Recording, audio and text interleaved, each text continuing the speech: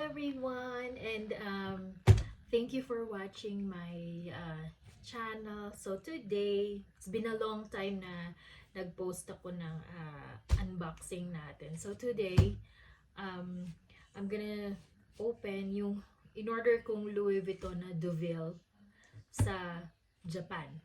So, nakakita ako ng live selling na sa Facebook na nasa Japan siya, tapos siniship niya dito sa US yung mga item na luxury bags, no? So authentic naman siya, 100% money back kapag napatunayan mo na hindi authentic yung bag. So syempre, one way to save na rin kapag may mga gusto kayong luxury brand is to find yung mga reseller na nagbebenta ng luxury items na mura. So itong in-order ko is Louis Vuitton Deauville. Vintage bag siya. Mahilig kasi ako sa vintage bag. Ewan ko.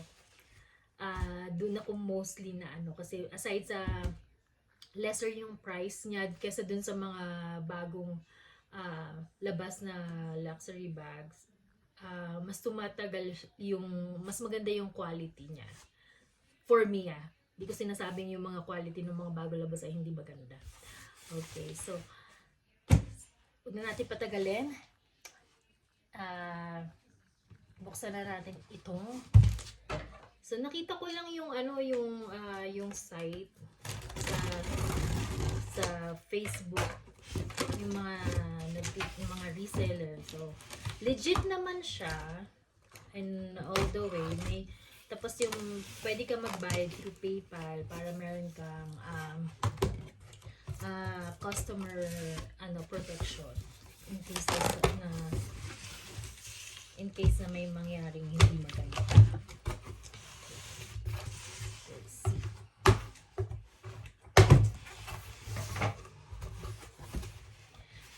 So yung shop na in-orderan ko nito. So aside dun sa price niya, mag-a-add ka ng shipping fee. So eto na. Matagal ko na kasi itong hinahanap. And yung mga nandito yung mga like sa Mercari, Poshmark na nakikita ko, hindi magaganda yung quality ng bag. Vintage kasi siya. So syempre, matagal na siya nalabas. So medyo yung iba hindi na maganda yung quality ng bag. May mga sira na ganyan, may mga crack na yung niya, piping. Nung nakita ko to dun sa online, dun sa live selling niya, na in love na ako. So sabi ko, I want that.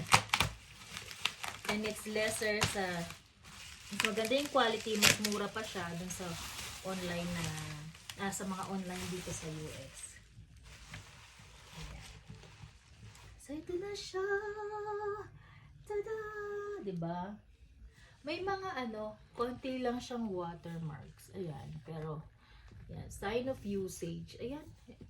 Normal naman yun. Pero at least yung piping niya, kasi usually ang problema sa ganitong style ng bag, ito, nagka-crack yan pag mga overuse. So ito hindi.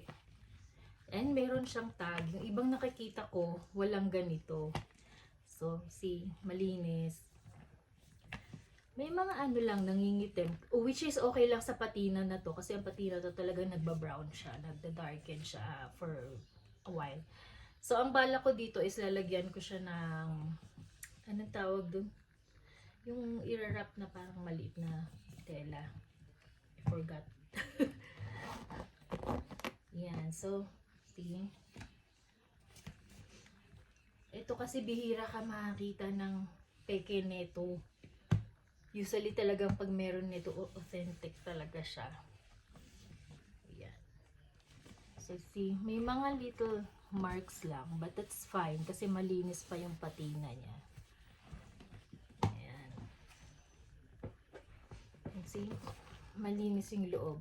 Wala akong pencil marks or pen marks. Mahilig ako sa mga tote, sa mga malalaki na bag. Kasi I have 3 kids.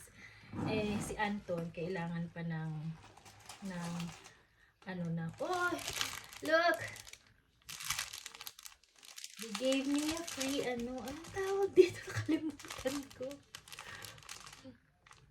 Ito yung nilalagay dito. Nakalimutan ko yung name. Para mag-wrap dito. O, diba? Ang bait ng seller namin. Ando. Wala siyang amoy na babantot. Wala eh. Mahilig kasi ako sa malalaking bag. Kung makita niyo yung videos ko dun sa ibang yung sa mga ibang videos ko, yung mga like meron akong Goyard na as in tote bag. Mahilig ako sa tote. Hindi ako mahilig sa small na wallet lang ilalagay, lipstick lang ganyan. Siguro pag may mga parties ganyan or ma-attend kami ng wedding, maliliit na bag yung bit-bit ko. Pero hindi ako pwede sa camera bag. Ganyan. So see, ang ganda. See, yung mga pipings niya, malinis. Walang cracks. Yung iba kasi nito may mga amoy. Sabi nila may mga amoy daw. Ganyan. Pero ito wala. Amoy leather. Ganyan. O, diba? Meron siyang code sa loob. Look. Oh my gosh. Seldom ka makita ng ganyang kalinis. See, kaya ako na in love. Ayan, maraming pockets. Tapos, ayan, meron pa siya dito. Para lalagyan ng bote ng baby. Ayan, see. See, kung may, sa akin kasi usually yung lalagyan ng mga battery pack, ganyan. Ng mga charger cords, ganyan. So, meron akong mga maliliit na bag. Diyan ko nilalagay. So, diba, ang bongga. Tagal ko na talaga itong hinahanap. Inaay ko talaga to. Mahal yung mga ganito kalinis sa Mercari, sa Poshmark, kasi eBay.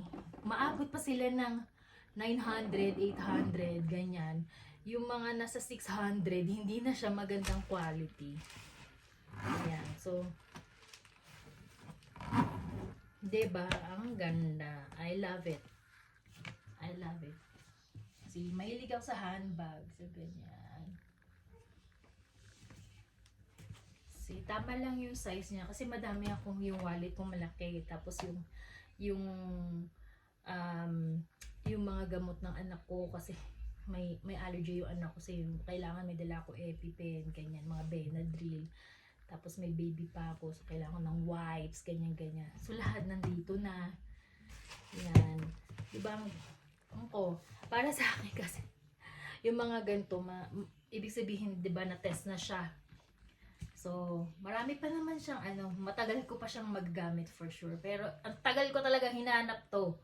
Sabi ko, talagang dun ako dinala sa website na yun. So, ayun.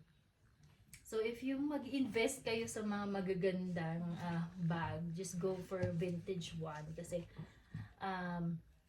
maganda yung quality nila. Tsaka talagang classic yung designs. Ewan ko, hindi kasi ako, talaga, na-inlove ako nung nakita ko to. Sa tagal ko siyang hinahanap. Ito, tapos pwede mo siyang, lagyan ng, what do you call this, yung, sling, yung strap. Kasi meron siya, meron siyang lalagyan ng strap dyan, tsaka dito sa kabila. See? Ayan. So, pwede mo siyang lagyan ng strap. Pero I like it that way. Pag umaalis kami, kung sa airport, yan, ito na lang bit-bit ko kasi medyo malaki. Diba? Ayan! I love it! So, thank you for watching my unboxing of my Louis Vuitton Ville. Second hand lang po ito, hindi po siya brand new. Tipid-tipid lang kasi din tayo minsan sa mga luxury bag. Pero, it's the quality, not the quantity na hinahanap natin ngayon. So, dapat, kung gusto nyo mag-invest sa mga ganito, medyo maging wise na rin kayo. Kasi mahal talaga yung mga luxury brand.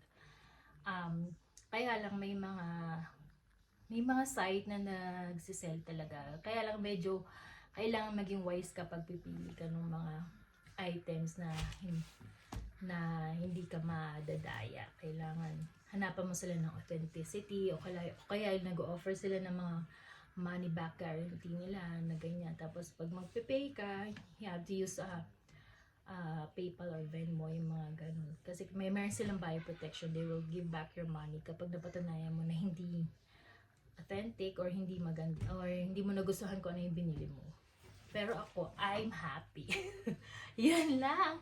Thank you guys. God bless everyone. See you in the next video. Bye!